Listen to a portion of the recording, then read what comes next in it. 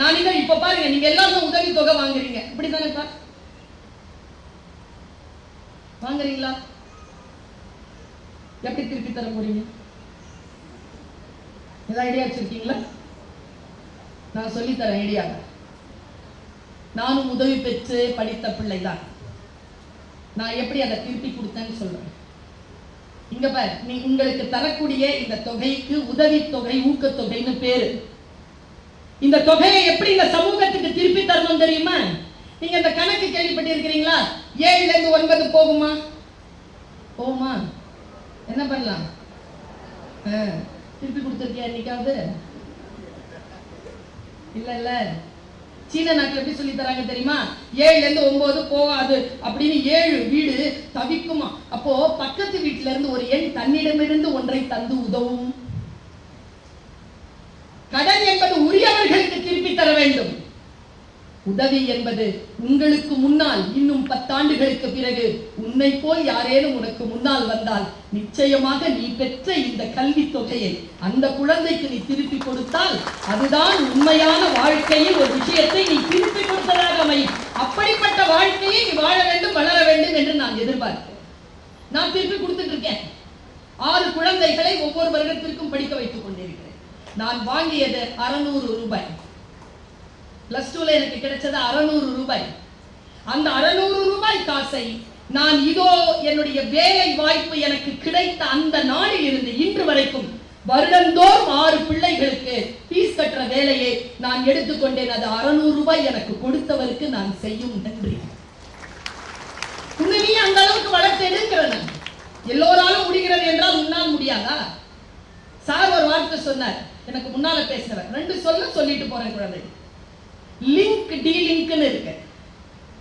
ஒண்ணு நம்மளோட லிங்க் ஆகிக்கிட்டே வரும், ஒண்ணு டீலிங்க் ஆயிடும். இந்த டீலிங்க் ஆகிற விஷயம் என்ன தெரியுமா? பொம்பளை பிள்ளைகளுக்கு 6th 7th 8th 9th 10th எல்லாம் சேர்ந்து படிப்போமா? +1 +2ல பிரிஞ்சிருவோம். +2 வரைக்கும் சேர்ந்து படிப்போமா? காலேஜ்ல பிரிஞ்சிருவோம். காலேஜ்ல எல்லாம் சேர்ந்து படிப்போமா? வாழ்க்கையில பிரிஞ்சிருவோம். இது டீலிங்க்.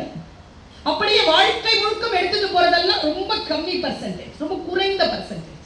இப்ப ரயில் பயணம் போல சும்மா ஒரு 2 மாசம் போன் பண்ணுவோம், பேசுவோம், அவ்வளவுதான். அதுக்கப்புறமெல்லாம் லிங்க் இருக்காது. வாழ்க்கை முழுவதும். நான் இன்னொரு விஷயம் சொல்றேன், குடும்பம் இருக்குல்ல, கல்யாணம் ஆச்சுன்னா டீலிங்க் ஆயிடுதுங்க. கணவனோட பொண்ணு போயிடுறா, மனைவியோட பையன் போயிடுறா, அவங்க குடும்பம் அப்படின்னு போயிடுது. அண்ணன் தங்கையினுடைய உறவு எல்லாம் ஆரம்ப காலங்களில் இருந்தது போல் இருப்பதில்லை. டீலிங்க் ஆகுது. குடும்ப உறவுகள் கூட டீலிங்க் ஆகுது. நம் உடன் கடைசி வரைக்கும் வருகின்ற ஒற்றை விஷயம் கல்வி மட்டும்தான் என் குழந்தை. அது எப்பவுமே டீலிங்க் ஆகாது. நீ நம்பு. நீ படிக்கக்கூடிய படிப்பு இருக்குல்ல. நான் இந்த மேடையில உட்கார்ந்துட்டே பார்த்தேன், நிறைய குழந்தைகள் செல்போன் பார்த்துட்டு இருந்தது. எனக்கு தெரியல, எங்க அப்பா அம்மார்கள் நிறைய பேர் வந்திருப்பீங்கன்னு நினைக்கிறேன். பசங்க அதை செய்யலாம். அப்பா அம்மார்களுக்கு சொல்றேன், நான் இப்பெல்லாம் போன் கையில வச்சுக்கிறது இல்லை. கொஞ்சமா குறைச்சிட்டேன். நான் ஸ்கிரீன் டைமை வேற மாதிரி நான் செட் பண்ணியிருக்கேன். இப்ப பார்த்தேன், போன வாரம் நான் 2 மணி நேரம் தான் ஒரு நாளைக்கு பயன்படுத்தி இருக்கேன். ஸ்கிரீன் டைமை கண்ட்ரோல் பண்ணியிருக்கேன். இந்த அப்பா அம்மார்கள் இருக்காங்க, எப்ப பார்த்தாலும் செல்போனை கையில பிடிச்சிட்டே இருப்பாங்க. பார்த்திருக்கியா? சில அம்மாமார்களும் இருக்காங்க, நிறைய அப்பா அம்மார்கள் தான். பாத்ரூம் போனாலும் அதான் நீங்க இருக்கலாம் ஐயா, நீங்க அதெல்லாம் எக்ஸாம்டட். ஏன் தெரியுமா? அதுதான் உங்களுடைய மக்களோடு நீங்கள் தொடர்பு கொள்ளுகின்ற. நீங்க என்டர்டெயின்மெண்ட்காக பார்க்கிற நேரம் குறைவு, உங்கள் பணிக்காக நீங்கள் அதை பயன்படுத்துகின்ற நேரம் அதிகம் என்பதனால் உங்களை நான் சொல்லல. என்னுடைய மொபைலே அந்த 2 மணி நேரம் நான் ஆபீஸா தான் பயன்படுத்துறேன். Phone is for communication, not for conversation. Conversation கிடையாது அதுல. இதுல இன்னொரு விஷயத்தை நான் ரொம்ப நுட்பமா சொல்றேன். இந்த ஆண்கள் பாத்ரூம் போனாலும் எடுத்துட்டு போறாங்க.